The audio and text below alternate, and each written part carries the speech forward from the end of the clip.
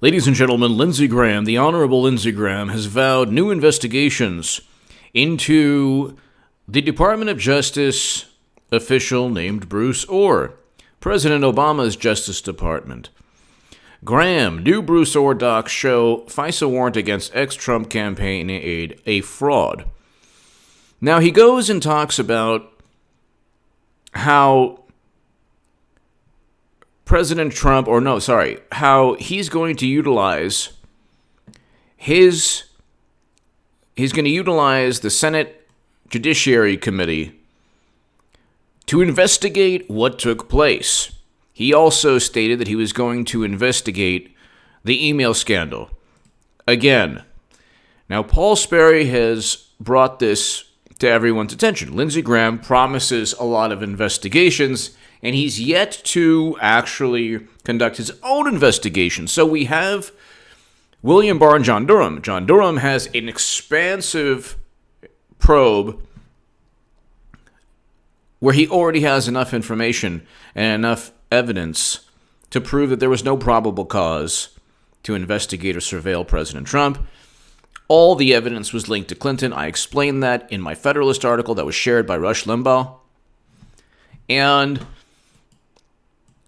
there's enough information to simply start prosecuting individuals. He didn't prosecute James Comey for leaking classified memos, which is against the law, because there are other things he did that were more egregious that were against the law. So, let me just read you this. There was also another FBI official just recently, Sarah Carter, brought that up, that was accused of committing a crime. The Justice Department under Sessions did not prosecute. James Baker, the top FBI legal counsel, is under criminal investigation, and Andrew McCabe is under criminal investigation. So you have 4 of the top FBI officials who have been accused of crimes, or they're actually all under criminal investigation with John Durham, even James Comey still.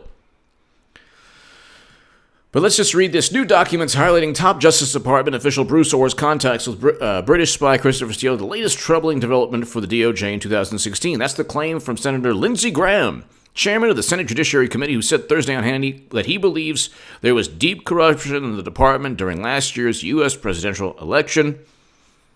Here's what we're looking at: systemic corruption at the highest levels of the Department of Justice and the FBI against President Trump and in favor of Hillary Clinton, Graham said. He then alluded to new investigations regarding, fueled by Bruce Orr's revelations, the fact that he was a back channel. They talk about the term back channel a lot with Trump. They used all these cloak and dagger phrases with Trump.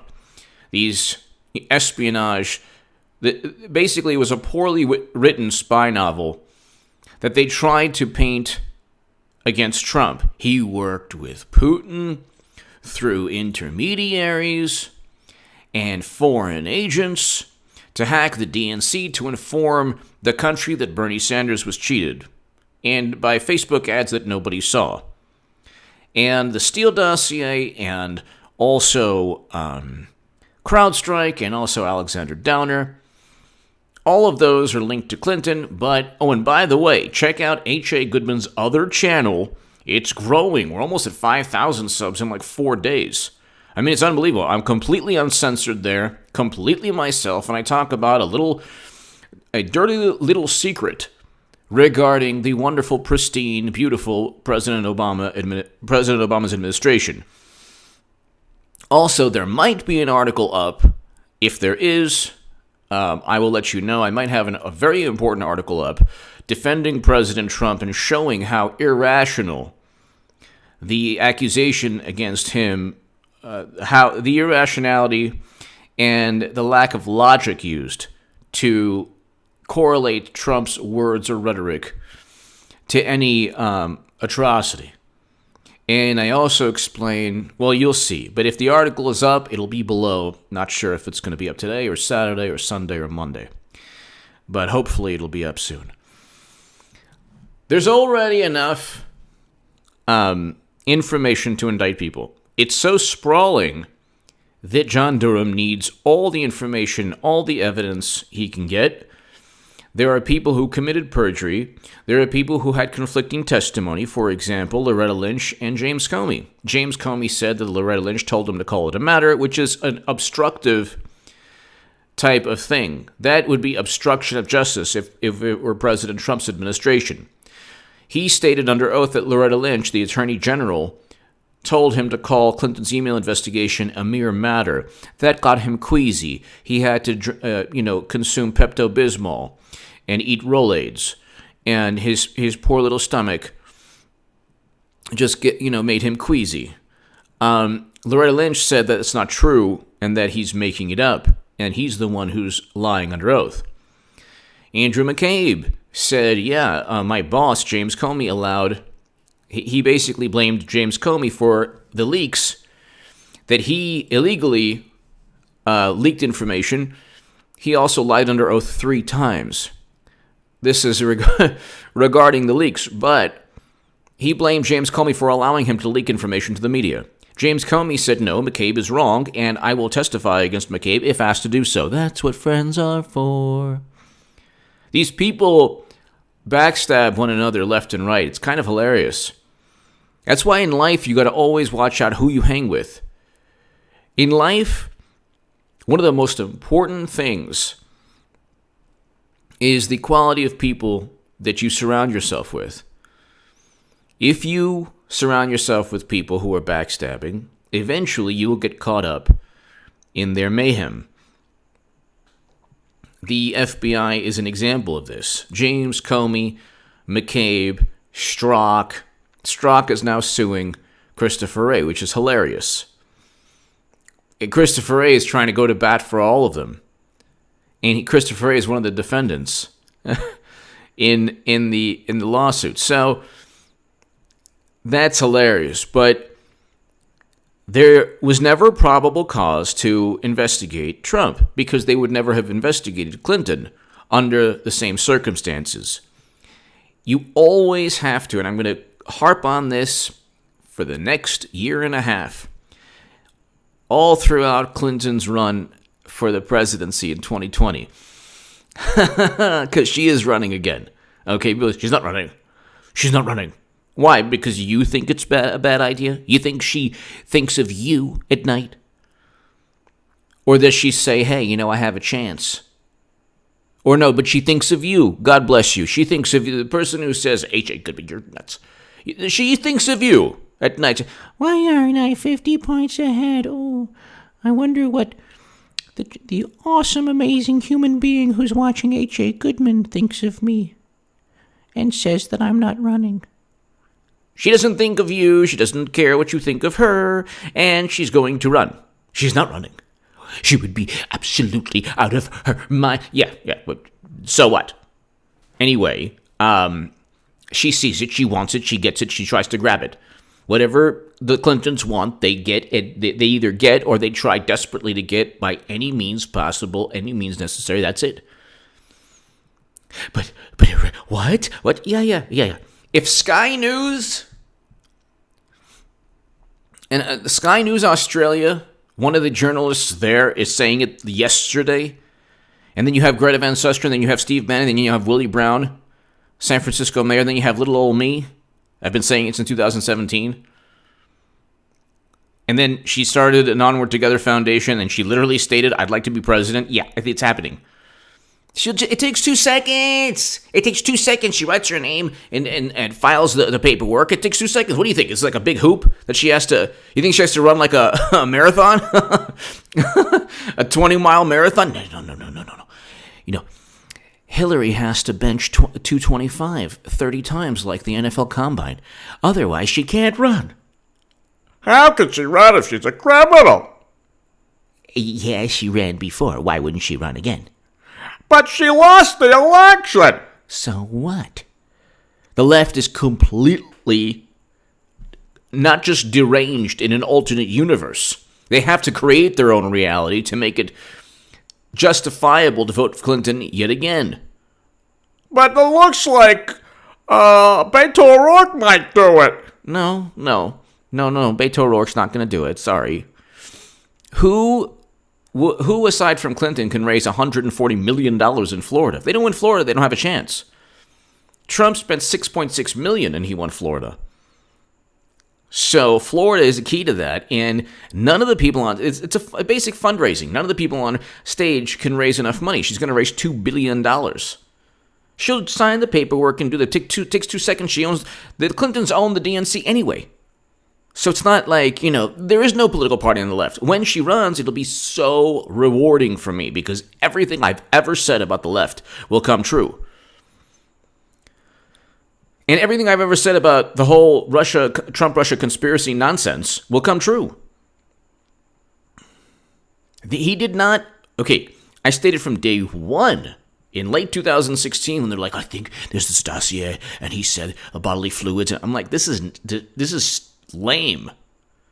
And I was still on the left. And all the people who said she was going to win were all the people who said that he worked with Russia, who are now all the people who are saying that he's a bigot, who are now all the people who will say, vote for Clinton. And the Trump-Russia myth was purchased by the 2020 Democratic nominee.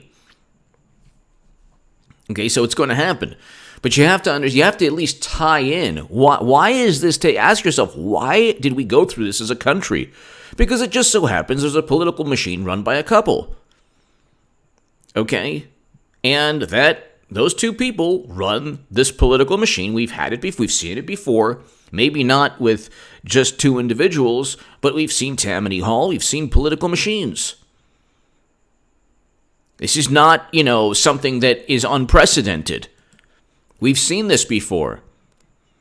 We've seen people who have just virtually unlimited power for a certain time period. And of course, their Achilles heel is that they always want to attain more influence, money, greed, power,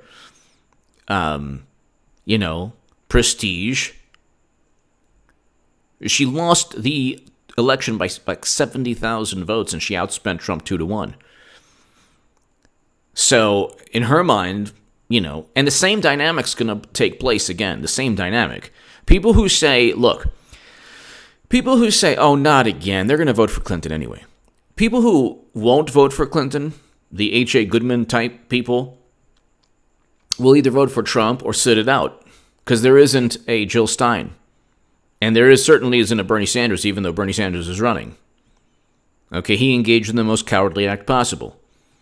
He fomented the belief that Russia informed the country that he was cheated, which is not really interfering in our democracy. It's kind of informing us that we don't really have a functioning democracy within the Democratic Party. But I'm passionate about this because the writing's on the wall. The writing's on the wall. I'm not right about everything.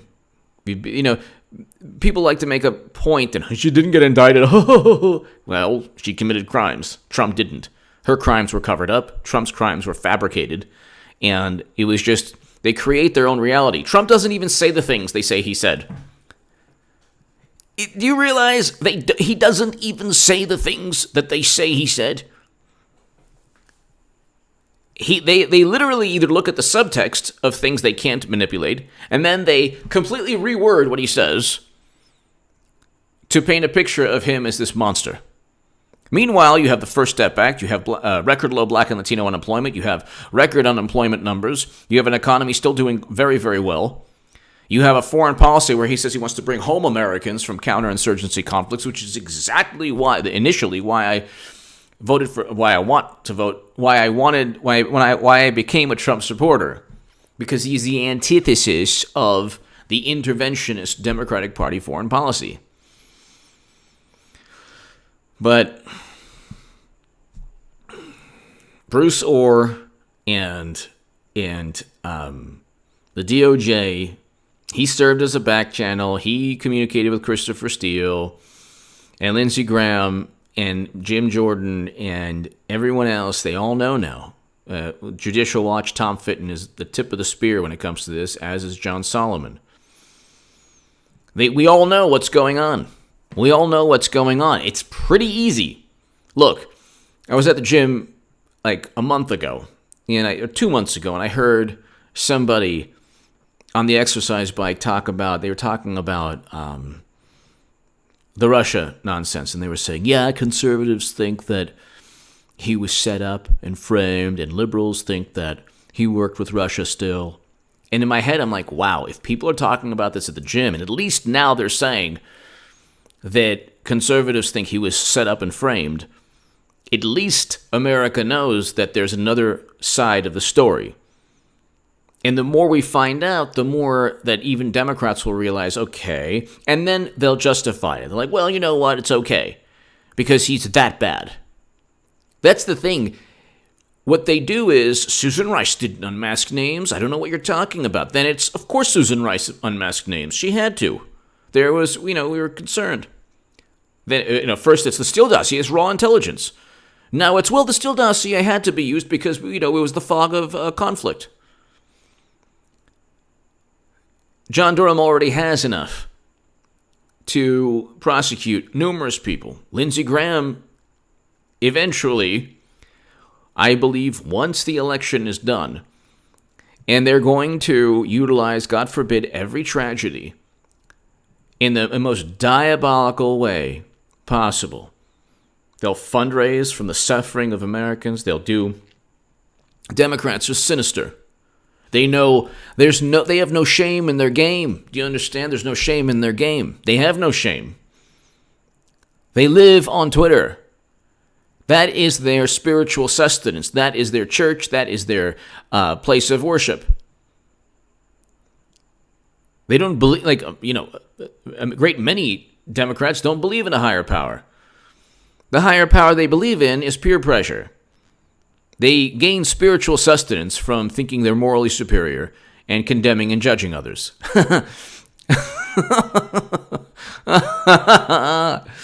That's how they, most people say, thank God I'm alive and thank God that, things are going well. And my God, I'm lucky that, so many people are suffering in this country or our country. And you know what? I'm ahead of the curve, thank goodness. Democrats wake up and they say, how can we retweet a some kind of derogatory, disparaging comment about conservatives and Trump especially? And how can we paint him to be a supremacist, an enabler, everything, every ridiculous phrase you can use that all means racist. So they can't use the word racist anymore because it's lost its meaning. So they have 10 different other phrases, and they all mean the same thing. And, Trump is the embodiment of all of them, even though he signed the First Step Act, criminal justice reform, and Clinton and Bill and Hillary presided over mass incarceration, but these things are lost upon Democrats. They don't care. On H.A. Goodman's other channel, I explain a very, very, very horrible thing that took place regarding immigration under President Obama's administration, and I can't even explain it here, but it's on H.A. Goodman's other channel. But at least you will get some kind of, at least I'll prepare my audience for the eventuality, the emotional and psychological, just, feelings and experiences of joy and happiness when the most qualified woman ever runs, and people won't be able to say, well, what? No. And they'll say, hey, you know what? I listened to H.A. Goodman. I thought he was nuts. And, she's running again. And it'll be fantastic. It'll be fantastic. Because I took so much heat saying she couldn't win in 2016. So much heat. And I realized, though, it's not really heat, because if you're judged by your political opponents, there's nothing much to say about me. The people who don't like me are the biggest imbeciles on the planet. Okay. That's, so in hindsight, it wasn't really heat. Yeah, you get the Daily Beast article. It's interesting, too. When I was on the left, I'm now a Trump supporter. Very happy, very proud. It's awesome. Okay, he's a great president. He's not, a bigot. He's not any of that stuff.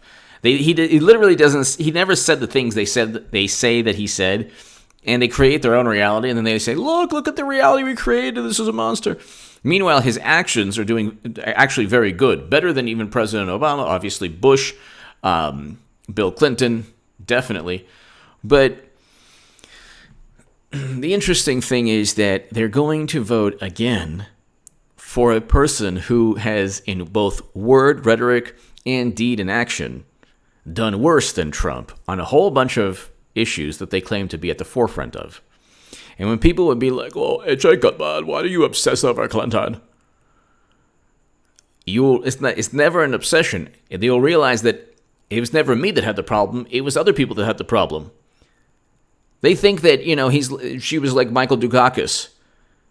She's going to just ride off into the sunset in a Sherman tank. No, that was never the case. You're talking about a political machine.